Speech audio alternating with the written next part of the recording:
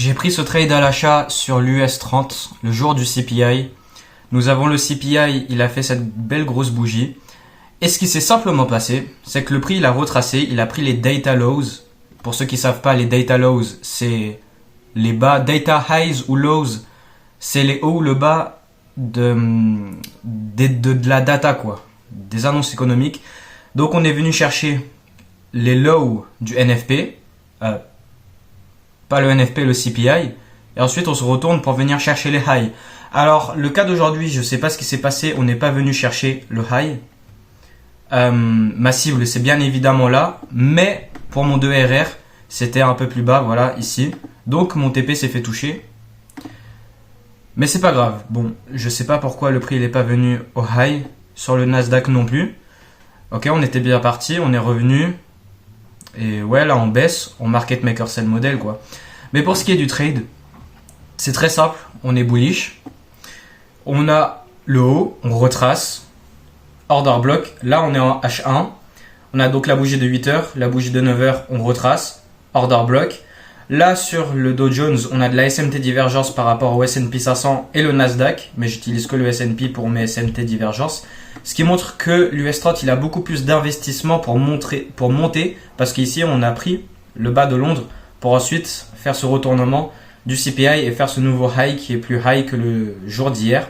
Le seul problème c'est que on n'a pas de clôture au-dessus de la prise du haut de la journée précédente et ici on a tapé dans ce niveau violet qui a un point d'intérêt sur les temporalités HTF étant le bas de cette bougie, ce low sur le weekly, qui est le bas de cette fair value gap combinée d'une volume imbalance.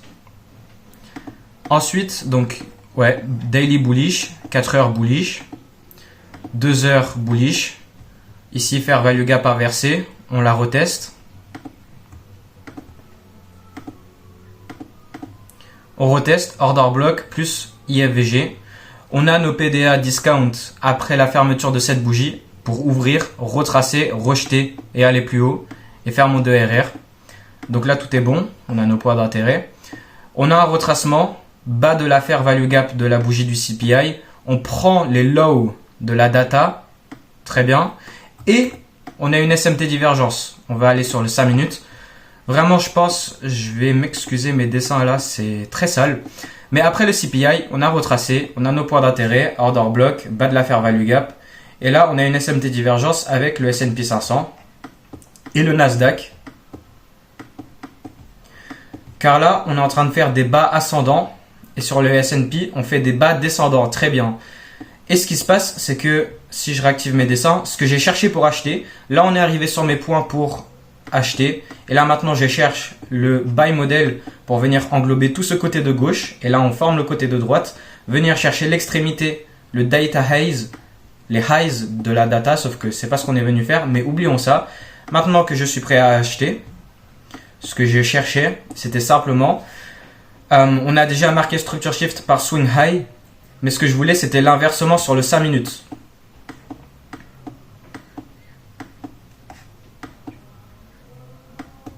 Inversement par le 5 minutes, on a cette fair value gap.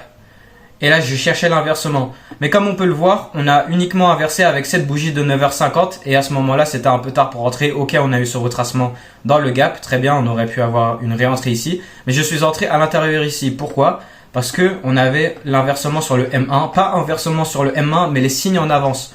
On a des signatures en avance que le M1 et le M3, parce que c'est la même chose sur le M3 aussi. On a les signatures en avance que le prix, il va aller faire cette fermeture en M5. Donc sur cette bougie qui displace au-dessus, pas qui displace forcément, mais là on n'a que des mèches, on casse pas le haut qui est là. En fait moi ce que j'ai cherché c'était la cassure au-dessus du haut. J'aurais pu entrer sur l'inversement de la fair value gap M1 ici, car là on a le marqué structure shift, on retrace et on inverse ce petit gap ici. Sauf que j'attendais un peu plus, j'attendais plus précisément un nouveau break-off structure, enfin le passage au-dessus de ça. Et une fois qu'on a eu le passage au-dessus de ça par cette bougie, je suis entré sur la bougie de 9h52, on est dans la macro de 9h45 à 10h15, le prix il monte, il retrace et il part, et au fur et à mesure on est venu à mon TP. Et voilà pour le trade d'aujourd'hui. Je vais essayer de mes dessins ça peut être un peu sale des fois parce que en fait c'est mon espace de travail, mon graphique, c'est mon bureau, je dessine tout, je place des trucs, c'est moi, je vois, mais quand je peux expliquer aux autres, ça peut être un peu sale, je comprends, mais je vais essayer d'améliorer un peu les choses, comme par exemple désactiver les dessins. Et aussi pour ce qui est de mes récaps de trade, car j'ai commencé cette série de récaps de trade, j'ai donc bien sûr la playlist où à chaque fois que je fais un récap, j'ajoute les nouvelles vidéos, des nouveaux récaps. Et la vidéo qui sortira avant celle-ci, étant une vidéo qui n'est rien à voir avec le trading, les vidéos que je fais hors trading, parce que je fais deux types de vidéos, je fais les vidéos où je vous montre ce que je fais sur les graphiques et des vidéos hors trading. La vidéo hors trading qui sort avant cette vidéo, je parle du fait que ma série de récap de trade, elle a très mal commencé. J'ai débuté en faisant du trading n'importe comment pour faire simple, donc j'explique ça dans la vidéo d'avant et je vous le dis ici dans cette vidéo. Donc j'ai commencé mal les récaps de trade, j'ai eu la décision de commencer ces récaps de trade sur le moment où j'étais en train de faire n'importe quoi. Je me suis permis de prendre des libertés et trader un peu par mon intuition. Ok, ça va monter, j'achète, ça va descendre, je vends. Mais sans vraiment suivre ma stratégie, sans vraiment suivre mon modèle, mon plan, mon edge. Et ça m'a pris 1 mois et demi pour réaliser ça. Ou 1 mois à peu près. Et c'est un truc de fou. Donc je vais quand même laisser ces premières vidéos. En fait, si on va au début de la playlist de mes récaps de trade, il y a presque des pertes ou des mauvais trades, il y a des mauvais setups et ça a été un peu n'importe quoi. Donc je vous dis ça, je vous partage cette information. Pour moi, c'est très important. En tout cas, là maintenant, tout est bien. Je trade comme je suis censé faire. Et ouais quoi. Cette série de récaps de trade, elle se fait normalement maintenant. J'espère que ces récaps vous a plu.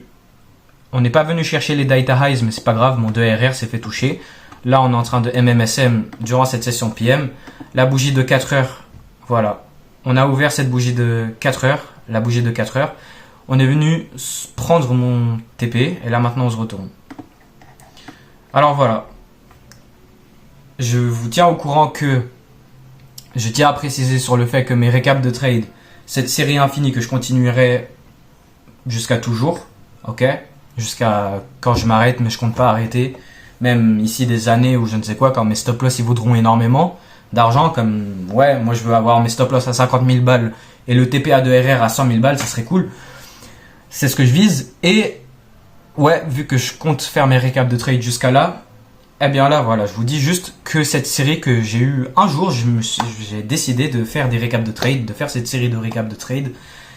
Et ça a mal commencé. Ça a commencé sur le moment où je tradais mal. Donc si vous allez prendre exemple pour ceux qui trade comme moi, ma stratégie, mon modèle, chacun son modèle, mais pour ceux qui voient comment je trade, prenez pas exemple sur ces premiers trades de la série des récaps, car ça a été mauvais, c'était des mauvais trades, c'était pas très bon, je faisais pas le trading qu'était censé faire, je suivais pas très bien mon modèle, mais là bien évidemment mon modèle il est présent, le trade il est très clair, très haute probabilité, et voilà.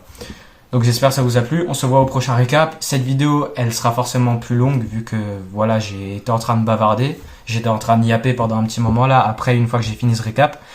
Mais ouais, on se voit à la prochaine. Les récaps de trade sont maintenant devenus carrés, la série elle est carrée. Oubliez un peu les premiers, car j'étais en train de trader n'importe comment à ce moment-là.